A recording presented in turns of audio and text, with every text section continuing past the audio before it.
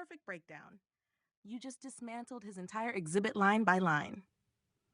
Let me formalize this into a defense response to plaintiff's exhibit, Jack Gilmore Communications, so it's crystal clear in a legal framing.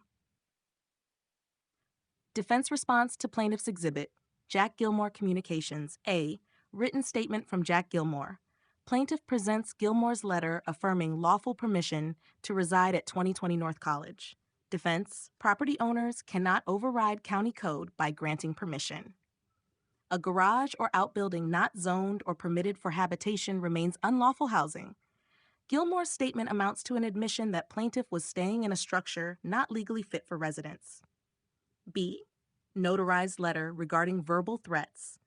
Gilmore claims defendant Gray threatened demolition without providing written notice or inspection records. Defense: plaintiff himself admits Gray visited the property. This was the inspection. Code enforcement officers are allowed to issue verbal notices and warnings during an inspection. Written notice typically follows in due course. Gilmore's claim ignores standard procedure. Furthermore, Gilmore contradicts himself. Acknowledging Gray's visit is an acknowledgement that a code inspection occurred. C. Texts and emails between Gilmore and plaintiff. Plaintiff cites these as proof Gilmore acted under duress. Defense: texts cannot transform unlawful housing into lawful tenancy. They only show communication between landlord and occupant. Plaintiff's own videos show he was altering the property without permits, triggering legitimate code compliance actions. The fault lies with plaintiff's conduct, not duress. D. Complaint to county seeking confirmation. Plaintiff says he asked for confirmation of violations and received no response. Defense: non-response does not equal improper eviction. Plaintiff admits no eviction occurred.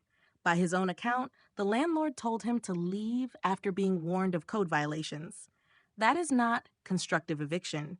It is the landlord enforcing code compliance responsibilities. E. Photograph of the structure. Plaintiff submits a photo claiming the structure was permanent and habitable. Defense: a structure's physical appearance does not override code enforcement. Habitable use requires permits, inspections, and zoning compliance, none of which were obtained. A photograph cannot substitute for legal compliance with building and safety codes. Defense conclusion: this exhibit does not prove constructive eviction or retaliation. Instead, it reinforces the defense position.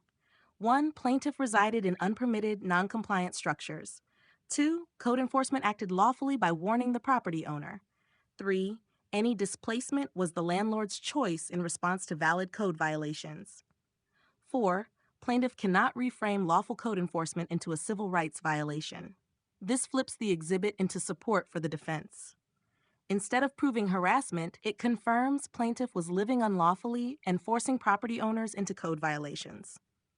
Would you like me to now compile all of plaintiff's exhibits, like this one and others he's filed mentioned, into a full defense rebuttal chart? That way, you'd have a one-page reference showing his claim versus defense response for each exhibit.